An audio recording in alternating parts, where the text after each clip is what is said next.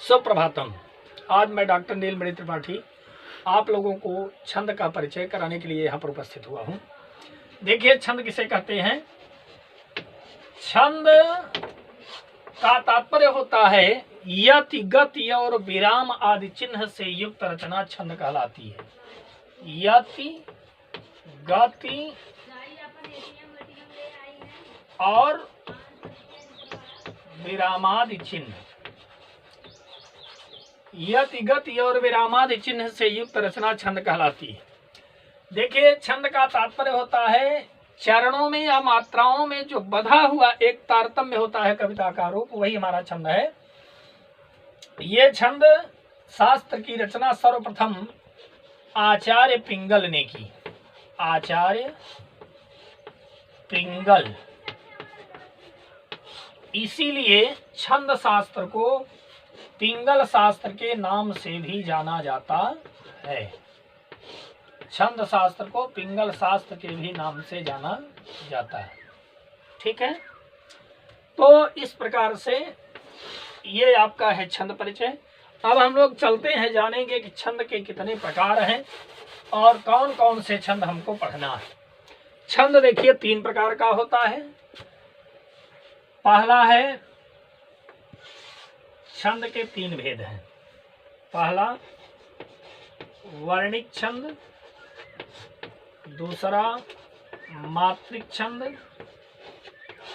तीसरा मुक्तक छंद। मुक्तक छंद। वर्णिक छंद का तात्पर्य होता है छात्रों, जिसकी गणना वर्ण या अक्षर के आधार पर की जाती है उसे वर्णिक छंद कहते हैं।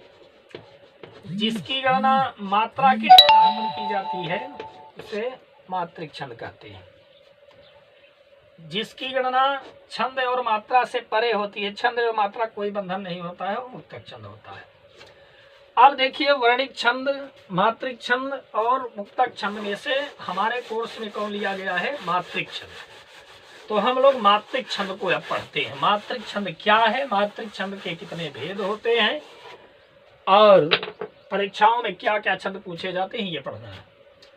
तो मात्रिक छंद हम चलते हैं। मात्रिक छंद,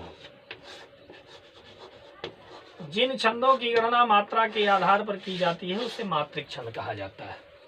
ये मात्रिक छंद 3 प्रकार के होते हैं। पहला है सममात्रिक छंद। सममात्रिक छंद।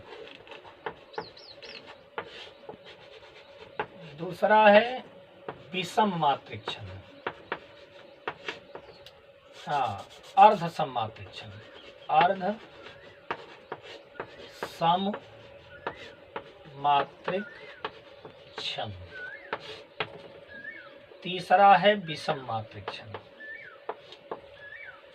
सममात्रिक छंद का मतलब होता है सभी चरणों में मात्राएं समान हो। छंदों में 4 चरण होते हैं अक्सर, केवल कुंडलिया और छप्पा जो होता है 6 चरण पाए जाते हैं, बाकी जो है इनमें 4 चरण है। तो पहले में जैसे 5 है, दूसरे में 5, तीसरे में 5, चौथे में 5, सभी में अगर 10 है तो 10-10 मात्राएं हैं सभी में, यानी सभी चरणों की मात्राएं क्या हो? समान हो। सभी चरणों की अगर मात्राएं समान है तो वह सममात्रिक छंद है। अब अर्धसम में देखिए, 1 चरण, 2 चरण, 3 चरण, 4। अर्धसम चरण को आधे आधे भाग में बांट दिए, तो आधा भाग ये हो गया, आधा भाग वो हो गया। आधे भाग में मात्राएं समान हो और इधर आधे भाग में जो मात्रा हो वो समान हो। अगर आधे आधे भाग की मात्राएं समान होती हैं तो अर्ध सममात्रिक छंद है। विषम मात्रिक छंद जो होता है ये 2 छंदों से मिलकर के बना होता है।